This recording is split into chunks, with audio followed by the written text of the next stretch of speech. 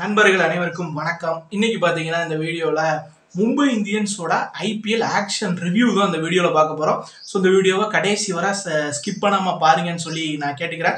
So தடவை நம்ம சேனலுக்கு வரீங்கன்னா மறக்காம சப்ஸ்கிரைப் பண்ணுங்க. சப்ஸ்கிரைப் பண்ணிட்டு பக்கத்தில் இருக்க பெல் ஐக்கனை கிளிக் பண்ணிக்கோங்க.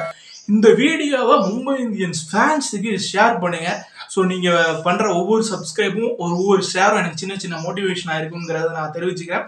ஸோ அதுக்கு முன்னாடி மும்பை இந்தியன்ஸ் ஐபிஎல் ஆக்ஷன்ல எப்படிப்பா அவங்களோட செயல்பாடு இருந்ததுன்னா தரமாவே இருந்தது. சூப்பரா பண்ணாங்க. மற்ற டீமை விட இவங்க டீம் பெஸ்டாவே பண்ணியிருந்தாங்க இந்த ஆக்ஷன்ல. நீங்க வந்து இந்த ஆக்ஷன்ல யாருப்பா சிறப்பாக பண்ணியிருந்தாங்கன்னா மும்பை இந்தியன்ஸ் ஃபர்ஸ்ட் நேம் சொல்லலாம், சென்னை சூப்பர் கிங்ஸ் சொல்லலாம், கேகேஆர் சொல்லலாம், அந்த மாதிரி நிறைய டீம் சொல்லலாம். அதுல ஃபர்ஸ்ட் இருக்குது மும்பை இந்தியன்ஸ் தாங்க. சூப்பரா அவங்களோட கையில பர்ஸ் அமௌண்ட்டுக்கு சூப்பராகவே பண்ணாங்க. அதில் வந்து ஒர்த்து பிக்குன்னு பார்த்தீங்கன்னா நிறைய அவங்க எடுத்தது பூராமே நல்லா ஒர்த்து பிக்கு தான். ஸோ ஃபர்ஸ்ட் நம்ம வந்து கோட்ஸே எல்லாருமே எதிர்பார்த்தாங்க. கோடியில் புரளும் கோட்ஸே அப்படி இப்படின்லாம் சொல்லிட்டு இருந்தாங்க. அவரை வந்து 5 கோடிக்கு கம்மியான ப்ரைஸுங்க. 5 கோடிக்கு ஏன்னா எங்கள் எல்லாருமே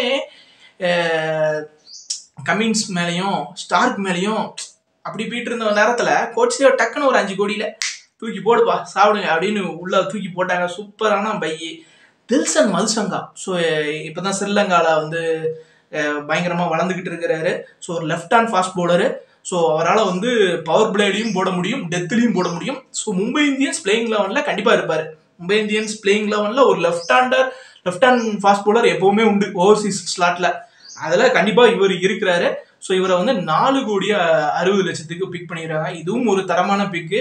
ஸோ நுவான் துஷாரா. ஸோ இவர் வந்து இவரோட பவுலிங் ஆக்ஷன் நம்ம மலிங்க மாதிரியே இருக்கும். ஸோ இவரை 4 கோடி 80 லட்சத்துக்கு பிக் பண்ணியிருக்கிறாங்க. ஸோ இதுவும் ஒரு தரமான பை தான். ஸோ கிட்டத்தட்ட ஒரு 15 கோடியில் 3 தரமான ஃபாஸ்ட் பவுலர் எடுத்திருக்கிறாங்க. அது சும்மா பெரிய சின்ன விஷயம் கிடையாது. அது எவ்வளோ பெரிய விஷயம். இன்னொரு டீம்லாம் ஒரு ஃபாஸ்ட் பவுலர் மேலே 24 கோடி 75 லட்சம் வந்து பிட் பண்ணுறாங்க. அவருக்கு ஒரு இன்ஜுரி ஆச்சுன்னா அந்த டீம் கண்டிப்பாக ஒரு கஷ்டப்படுவாங்க. ஆனால் இவங்க அப்படி இல்லை. இவங்க வந்து 15 கோடியில 3 தரமான ஃபாஸ்ட் பவுலர் பிக் பண்ணது சூப்பரான விஷயம், பெரிய விஷயம். ஏன்னா நான் நினைச்சேன் இவங்க வந்து எப்படி பிக் பண்ண போறாங்கன்னு. ஆனா அவங்களோட ஆக்ஷன் செயல்பாடு 100க்கு 100% பிரமாதமாவே இருந்துன்னு சொல்லலாங்க. கோட்ஸை எடுத்துட்டாங்க. மதுசங்கா துஷாரா தெரியும், அவர் மலிங்கா இருக்கிறாரு பவுலிங் வச்சு. ஸோ அவர் கண்டிப்பா பார்த்துப்பாரு. ஸோ அவங்க வந்து இன்டர்நேஷனல்ல இன்னும் ஒரு படிக்கு மேல போவாங்க ரெண்டு பேருமே. துஷாராவாகட்டும், தில்சன் மதுசங்கா ஆகட்டும். மதுசங்கா 11ல் இருக்கிறாரு, துஷாரான்னு வரல. ஸோ அவரும் அடுத்தடுத்து அவங்க லெவலுக்கு போய்கிட்டே இருப்பாங்க. இந்த மும்பையில் இருக்கிறது மூலியமா அவங்களோட வளர்ச்சி இன்டர்நேஷனல் லெவலில் போகுங்கிறது எந்த ஒரு மாற்று கருத்து இல்லை. முகமது நபி எடுத்தாங்க பாருங்க 1 கோடி 50 லட்சத்துக்கு. ஸோ அதெல்லாம் உண்மையிலே நல்ல பிக்குங்க. நீங்கள் வந்து நிறைய பேர் நினைக்கலாம் அசரங்கா விட்டுட்டு என்னப்பா முகமது நபி 37 வயசு ஆகிட்டு அவரை போய் பிக் பண்ணியிருக்கிறாங்களா அப்படின்னு நினைக்கலாம். பட் இவர் பொறுத்தவரை சூப்பரான ரோல் பண்ணுவார். கண்டிப்பாக இவர் இம்பாக்ட் பிளேயர்ல இருப்பார்னு நினைக்கிறேன். ஒரு 3 ஓவர் போடணுமா போட்டுருவாரு, 30 ரன் அடிக்கணுமா 20 ரன் அடிக்கணுமா சாலிடாக அடிச்சு கொடுப்பாரு. ஒரு விக்கெட் தூக்கணும்னா தூக்கிடுவாரு. ஸோ அந்த மாதிரி ஒரு பிளேயர் தான். கண்டிப்பாக நபி வந்து மும்பை இந்தியன்ஸுக்கு ஒரு ஒர்த்தா தான் இருப்பார். கண்டிப்பாக அவர் ஒரு ரோல் பிளே பண்ணுவாருங்க மும்பை இந்தியன்ஸில். கண்டிப்பாக நீங்கள் என்ன பாருங்க, நினைக்கலாம் நம்ம வந்து என்னடா இப்படி போய் எடுத்துருக்கிறாங்களே. எனக்கு தெரிஞ்சு ஒரு வயசான பிளேயர் வந்து பியூஷ் சாவ்லாவுக்கு அப்புறம் அவங்க வந்து முகமது நபிக்கு தான் போயிருக்கிறாங்கன்னு நினைக்கிறேன். பட் திறமையில எந்த மாற்றுக்கிறது இல்லை. அதே மாதிரி அணிக்கு தேவைக்கு என்ன தேவையோ அதை முகமது நபியால கண்டிப்பா பண்ண முடியுங்கிறத நான் நம்புறேன். ஸ்ரேயாஸ் கோபால பேஸ் பிரைஸ்ல எடுத்தாங்கப்பா 20 லட்சத்துல. சூப்பரான பிக்குங்க. அது வந்து ஆர்சிபி வந்து அங்க அதை பண்ணல. ஆர்சிபிலாம் வந்து அவங்களுக்கு அது தேவை ஒரு லெக் ஸ்பின்னு. பட் அதை இவங்க எடுத்து பண்ணாங்க. இப்போ வந்து பியூஷ் சாவ்லா அவர் கொஞ்சம் ஏஜ் ஆயிடுச்சு, ஃபிட்னஸ் அந்த இஷ்யூலாம் இருக்குதுன்னு வைங்களேன். அவர் ஒருவேளை சரியா பண்ணலைன்னா டக்குன்னு ஸ்ரேயாஸ் கோபால உள்ள எடுத்து போட்டுருவாங்க. ஏற்கனவே ஸ்ரேயாஸ் கோபால் ஸ்டார்டிங்காக மும்பை இந்தியன்ஸ்ல இருந்திருக்கிறாரு. ஸோ அது ஒரு நல்ல இது. தென் அன்சுல் கொமோஜி. ஸோ அவர் வந்து ஒரு பவுலிங் ஆல்ரவுண்டரு. ஸோ அவரை எடுத்திருக்கிறாங்க. அவர் வந்து ஒரு ஆஃப் பிரேக்கர். நாமன் திர் எடுத்திருக்கிறாங்க ஒரு பவுலரை. Shivalik Sharma. So left hand batting allrounder. So அவரையும் வந்து அவங்களாம் இந்தியன் அன்கேப்டு பிளேயர்ஸ் அவங்களையும் எடுத்து போட்டிருக்கிறாங்க. ஸோ அவங்களோட ஆக்ஷன் பிக்ஸ் எல்லாமே தரமாக இருக்குது. என்ன கேட்டால் 100க்கு 100% வந்து இவங்களோட ஆக்ஷனுக்கு மார்க் கொடுக்கலாம். 100க்கு நீங்கள் எவ்வளோ மார்க் கொடுக்கலாங்கன்னா கண்டிப்பாக 100க்கு 100 மார்க் கொடுக்கலாம். நீங்கள் இவங்க மும்பை இந்தியன்ஸோட ஐபிஎல் ஆக்ஷன் செயல்பாடு எப்படி இருந்தது, அவங்களுக்கு எத்தனை மார்க் 100க்கு எவ்வளோ மார்க் கொடுப்பீங்கிறது மறக்காம கீழே கமெண்ட் பண்ணுங்க.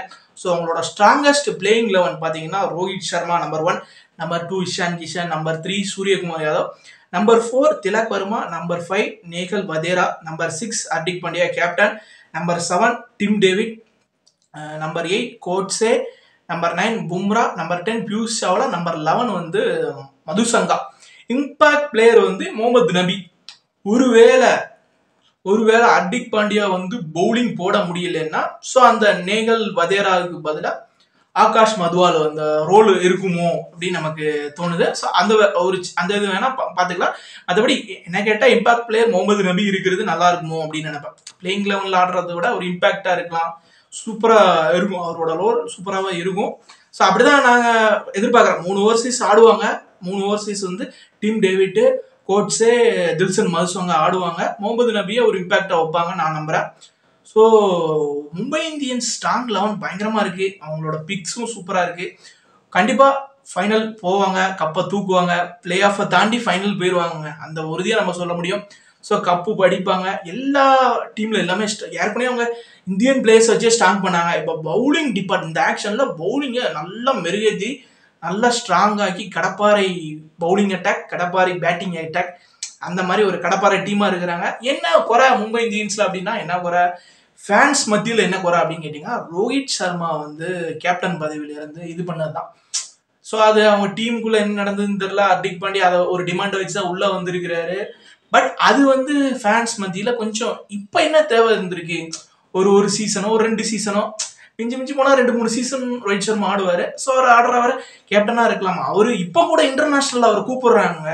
அவரோட வயசில் T20 வேர்ல்டு கப் 36 வயசுல 35-36 வயசில் T20 வேர்ல்டு கப்பில் கேப்டனாக பிசிசி கூப்பிட்டு இருக்காங்க.